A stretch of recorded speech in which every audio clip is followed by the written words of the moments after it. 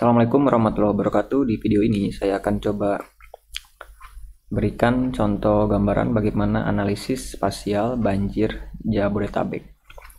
Kemarin banjir besar terjadi kembali, ini menjadi siklus 5 tahunan biasanya, dan banyak yang bertanya mengapa banjir itu selalu terjadi, apakah ada solusi atau tidak. Kita akan lihat dalam perspektif geografi ya seperti apa. Nah, ini biasanya muncul juga nanti kontekstual di soal-soal ulangan ujian ataupun di OSN, oke? Nah, apa sih sebetulnya penyebab terjadinya banjir besar itu?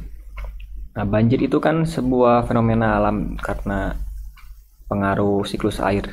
Makanya disebut bagian dari bencana hidrometeorologi, gitu kan? Nah, apa penyebabnya? Kalau misalkan yang terjadi di Bekasi ya, terutama yang parah itu Jakarta, itu karena memang curah hujan tinggi di bagian hulu. Ya, kemudian masuk ke sistem air sungai, sistem das ya.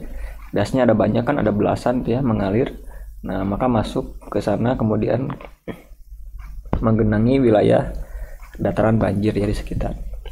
Nah, ini banjir besar ini memang sudah terjadi sejak zaman kerajaan-kerajaan. Saya yang ngajar sejarah Indonesia pun ada sebuah riwayat mengenai prasasti Tugu ya, zaman Tarumanegara, menyatakan bahwa ada pembangunan dulu saluran air ya, Gomati itu apa tuh, Candrabaga ya, pada masa apa Purnawarman atau siapa. Nah, itu untuk salah satunya tujuannya untuk mengendali air ya dan untuk irigasi. Jadi memang sejak zaman dulu seperti itu. Ya, di zaman VOC pun 66 sekitar 66 kalau nggak salah, Gubernur Jenderal VOC itu tidak ada yang bisa mengatasi banjir di Jakarta. Ya, karena kan dulu Jakarta dijadikan kota pusat administrasi pemerintahan VOC kan di Batavia itu. Nah, belum pernah ada yang sempurna gitu kan. Makanya bendungan-bendungan seperti Katulampa ya, kemudian dan lain sebagainya itu adalah bikinan Belanda gitu ya. Karena mereka itu paham bahwa secara morfologi memang daerahnya rawa Jakarta itu ya. Makanya ada istilah toponominya rawa bokor, rawa panjang, rawa lumbu apa ini. Jadi karena memang dari kodratnya memang daerah rawa. Nah, banjir itu kombinasi ya bencana ini karena ada pemicu dan pengontrol. Jadi harus dibedakan. Apalagi kalau kalian anak OSN geografi harus paham dua ini. Jadi kalau ditanya apa faktornya, ada dua Pak, ada faktor pemicu, ada faktor pengontrol. Nah, faktor pemicu adalah dari sumber pusatnya, intinya itu dia adanya curah hujan ekstrim di hulu puncak ya di Bogor yang membuat limpasan debit runoff itu meningkat tajam gitu ya. Kemudian mengalir ke sungai-sungai induk yang melewati kota-kota di Jabodetabek. Nah, seperti ada citra di sebelah kanan ini menandakan bagaimana akumulasi awan ya pada hari-hari kemarin itu. Jadi memang sangat masif sekali ya, semakin ada warnanya merah berarti kumpulan awannya ya cumulonimbus dia. Nah, jadi memang di atas Jakarta ya, Bogor itu lagi memang top-topnya gitu ya. Itu akumulasi awan-awan tersebut, awan hujannya itu dipengaruhi juga oleh adanya cyclone di selatan di Hindia itu. Nah, jadi memang sekarang itu sedang puncak-puncaknya. Ya, kalau misalkan zaman dulu mungkin tahun 2020 itu banjirnya di awal Januari itu ya, pas Imlek. Nah, sekarang bergeser. Jadi memang ya seperti itu ya pola pergerakannya. Nah, ini penyebab munculnya curah hujan ekstrim ini salah satunya karena perubahan iklim tadi.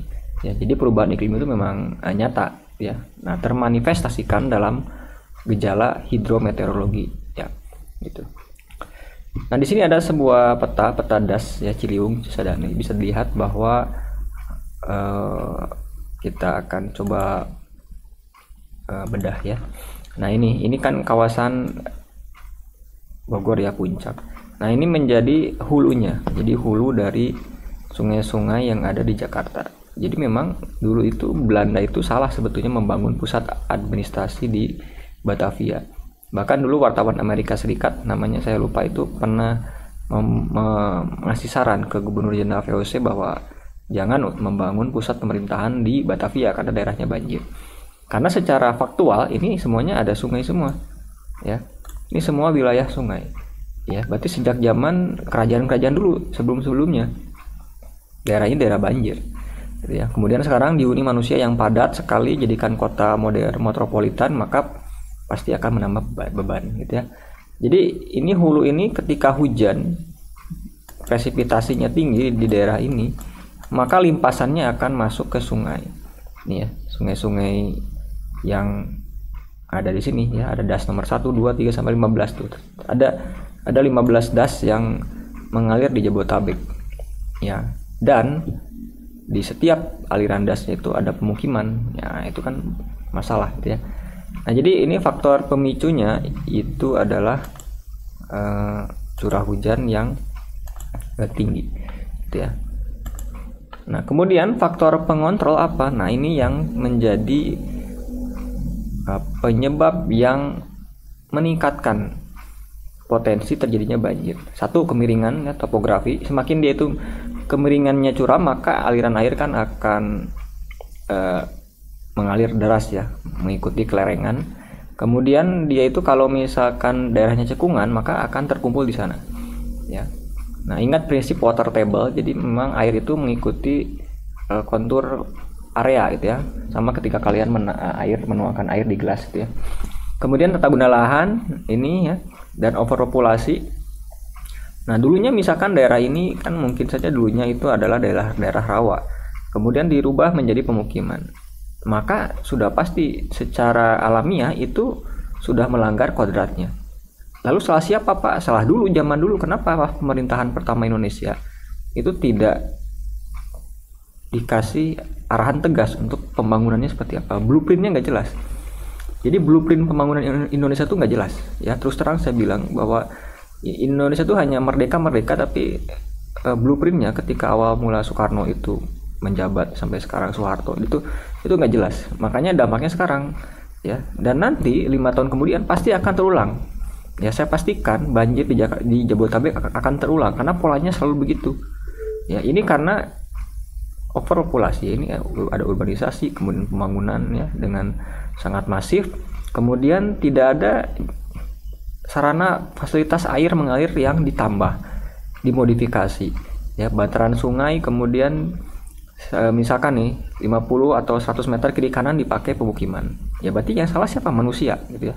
Itu sudah fix, manusia itu memang makhluk yang merusak ya, sesuai dengan yang di Quran juga gitu kan. Nah, kemudian ada perilaku manusia ditambah, buang sampah sembarangan ya kan. Nah, buang limbah ke sungai. Nah, ini menjadi tambah parah. Kemudian penurunan tanah ini karena overpopulasi juga. Ya, ada pengambilan air tanah berlebihan ya. Ini kan semakin banyak penduduk, maka konsumsi air tanah akan makin banyak sehingga terbentuklah rongga-rongga udara di bawah tanah sehingga muncul amblesan. Makanya sering terjadi sinkhole ya, kemudian ada likuifaksi. Nah, kemudian Jakarta turun ya berapa senti per tahun. Pantura itu turun terus. Maka banjir akan semakin tinggi setiap tahun. Ya, dipastikan itu pasti semakin tinggi. Ya, jadi itu logika geografis yang memang tidak bisa dibantah gitu ya. Nah, kita sebagai ahli-ahli geografi, misalkan anak-anak yang terjun di dunia geografi itu harus sampai sana logika analitiknya gitu ya. Nah, jadi memang kita itu masalah. Mindset kita sebagai orang Indonesia itu bermasalah. Pemerintahan sejak zaman dulu ya, yang penting bangun ya, nggak peduli sebetulnya kita itu berhubungan dengan lingkungan itu ya. Jadi kalau lingkungan itu dibuat sejahtera, maka mereka akan berkontribusi juga kepada kita untuk memberikan kesejahteraan gitu ya. Tapi kalau misalkan kita tidak memberikan kesejahteraan kepada lingkungan, maka akan berbalik untuk menyerang gitu ya. Nah, kita lihat ini contoh foto udara bagaimana luapan sungai ya. Nah, ini sudah dibuat misalkan tanggul turap, tapi tetap tidak bisa. Karena kenapa? Debit airnya terlalu tinggi. Belum lagi ada sedimentasi. Ya, ini yang warnanya coklat itu kan lumpur sedimen. Ya, jadi kedalaman sungai itu makin lama makin menurun. Makanya tahun depannya lagi pasti akan lebih parah. Gitu ya. Gitu. Jadi itu logika sederhana. Ya. Apakah bisa dikeruk dari ujung sampai ujung? Apakah ada dananya? Gitu kan? Bagaimana prosesnya gitu kan? Nah, sementara tiap hari sedimen terus muncul. Jadi itu sebetulnya tidak boleh ada pemukiman ya di sepanjang garis-garis ini ya. Nah inilah memang akui saja ini kesalahan kita, orang kita itu memang tidak ya, menggampangkan sesuatu ya, dan tidak saintifik gitu ya. Karena Belanda itu kan, kalau negara Eropa itu kan membangun itu tidak asal-asalan ya, dia itu punya prinsip ilmunya seperti apa ya. Kita belajar geografi, belajar hidrologi ya, buat apa di fakultas-fakultas banyak ahli-ahli itu tapi ternyata tidak ada gunanya gitu ya. Itulah Indonesia ya. Nah ini contoh citra satelit Bekasi kemarin, ini sungai Cikeas atau Bekasi. Nah ini kita lihat ya, perumahan terdampak banjir sampai seatap. Ini kenapa? Karena memang di pinggir sungai, ini daerah dataran banjir ya. Ini sebetulnya harus steril, tidak boleh ada pemukiman gitu ya. Yang salah siapa zaman dulu? Siapa yang membuat master plan-nya? Kok bisa meloloskan pembangunan di wilayah bantaran sungai? Kan nanti ekonominya gimana Pak? Ya silahkan mau pilih ekonomi atau ekologis gitu ya. Kita manusia itu berhadapan dengan dua sisi itu aja ya, ekonomi atau ekologis, mana yang lebih penting, mana yang utama ya. Dua-duanya penting sih, tapi mana yang utama gitu ya.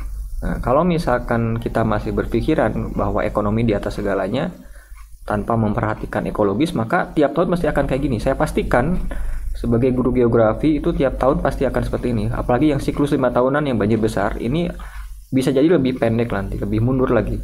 Ya, kan capek gitu ya, tiap tahun banjir terus, atap nih barang-barang hancur semua ya.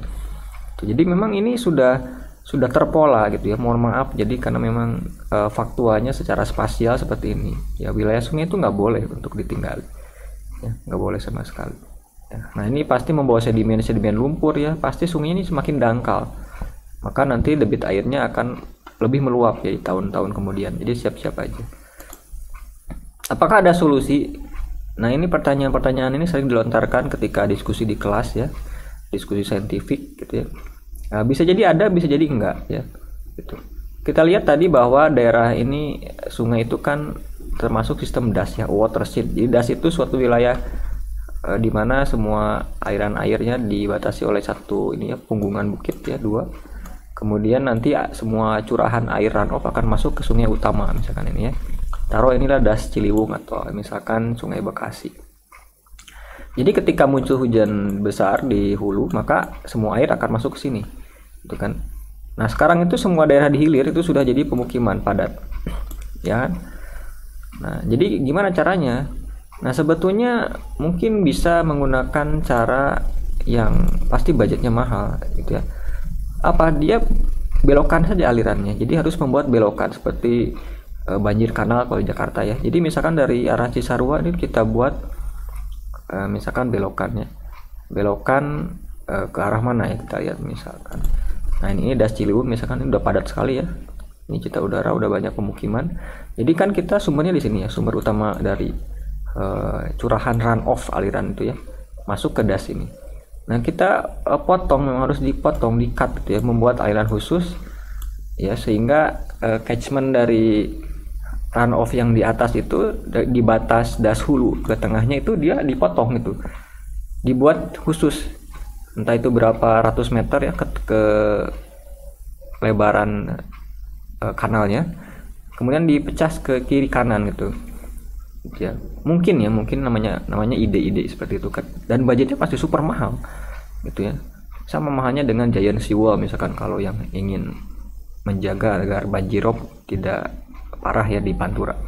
Jadi ini harus di cutting ya, karena memang Bogor itu kan terkenal dengan kota hujan ya dari dulu, memang karena curah hujannya tinggi. Dia itu kan diapit 2 wilayah ya, gunung, ada Pangrango gede, Gunung Salak, sehingga hujan orografisnya intens sekali ya. Belum ditambah ada aliran siklon dari Hindia ya, kayak ya kemarin tuh dari siklon, maka curah hujannya ekstrim di sini, maka semua aliran akan masuk ke sini ya, akan masuk gitu ya. Dan ini wilayah yang sudah pemukimannya banyak, maka akan banjir ya, suka tidak suka itu pasti akan banjir ya. Percayalah tahun depannya pasti akan sama ya, jika tidak ada resolusi radikal gitu ya. Memang harus radikal, harus memang gak main-main ya, karena memang ini berkaitan dengan limpahan curah hujan yang air yang sangat ekstrim sekali gitu ya.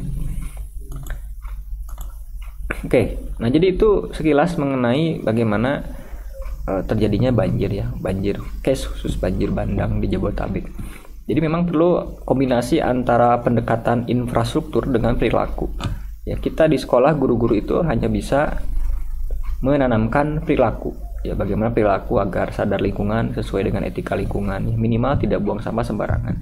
Nah, bagian infrastruktur itu pemerintah membuat jalan yang ramah lingkungan, membuat selokan yang bagus, standar, yang tidak ada sampahnya, bagaimana tata pengaturan airnya, berapa lebarnya, ya berapa volumenya, apakah bisa menampung banjir ketika debit maksimum, itu adalah pemerintah, ya infrastruktur di sana. Makanya ada nature based solution ya, kalau di negara-negara sekarang itu sedang trending seperti itu. Jadi kembalikan, memang semua hal di alam semesta itu ada mekanisme alamiahnya, dan kita harus mengikutinya gitu. Jadi tidak boleh melawan ya, harus ada yang mengikutinya. Aliran air itu seperti harus diarahkan gitu, memang harus mengalir. Kita bantu alirannya supaya baik, kan seperti itu ya, itu idealnya. Oke, terima kasih. Itu sedikit analisis mengenai bencana banjir kemarin ya. Bisa jadi ini jadi bahan diskusi menarik di sekolah ya, dengan adik-adik, guru gitu kan, atau misalkan OSN ya, geografi, itu pasti ada analisis DAS ya, misalkan bagaimana kerawanan banjirnya. Oke, sekian dulu, silakan nanti boleh dipelajari kembali ya. Assalamualaikum warahmatullahi wabarakatuh.